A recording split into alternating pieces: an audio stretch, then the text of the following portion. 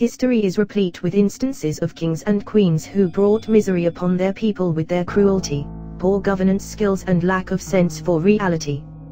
But some monarchs went down in history as mad for their baffling actions and unreasonable behavior, for which they were ridiculed and often also hated by their subjects. Here are the 10 kings and queens whose reign was troubled by mental disorders and in some cases, severe mental illness that made them unfit and incapable to rule their kingdoms. Caligula.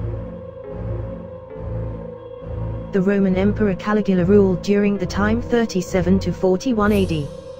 The brief rule of Roman Emperor Caligula, 37 to 41 AD, was characterized by numerous scandals which, according to the Roman sources, clearly demonstrate that he was insane, sadistic and perverse tyrant.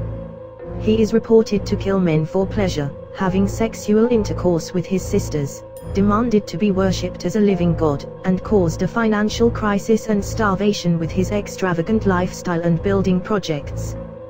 Though the reliability of the Roman accounts is a matter of debate, the emperor soon became deeply hated by his contemporaries. In 41 AD, Caligula was assassinated by the Praetorian Guards, becoming the first assassinated Roman emperor. Charles VI. The reign of Charles VI of France during 1380 to 1422 actually started off quite well. After he took power at the age of 21, economic and political situation in the country improved significantly and he came to be called the Beloved. However, at the age of 32 he suffered his first episode of insanity, during which he killed 4 of his knights and attacked his brother Louis of Orleans.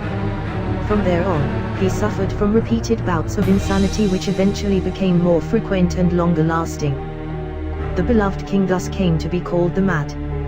Despite that, he continued to rule France until his death in 1422, but his mental incapacity had a devastating effect on his kingdom.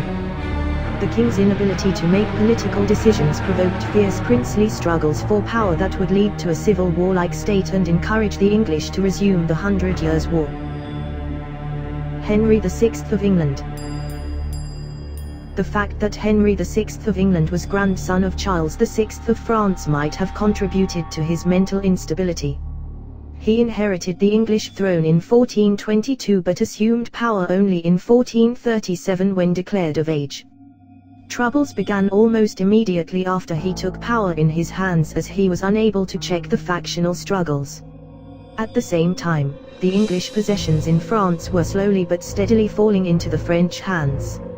In 1453, he had some sort of a mental breakdown and fell into a near vegetative state for over a year, not responding to anything or anyone around him.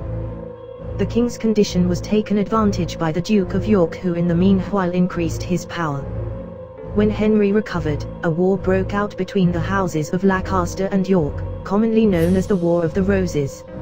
In 1461, Henry lost the throne but was reinstated in 1470. After less than half of a year, he was overthrown and died shortly thereafter in the Tower of London. Joanna of Castile. Joanna, Queen of Castile from 1504 and 1516, spent most of her life confined in a convent. Suffering from mental instability from her youth, the queen, who later came to be called Juana la Loca, Spanish for Joanna the Mad, broke down after the sudden death of her husband Philip the Handsome in 1506. Joanna's mental illness, she is thought to suffer from severe depression, psychosis or schizophrenia, prompted her father Ferdinand II of Aragon to assume regency and had her confined in a convent from which she never returned. After her father's death in 1516, the throne passed to her son Charles, but she formally remained a co-regent until her death in 1555.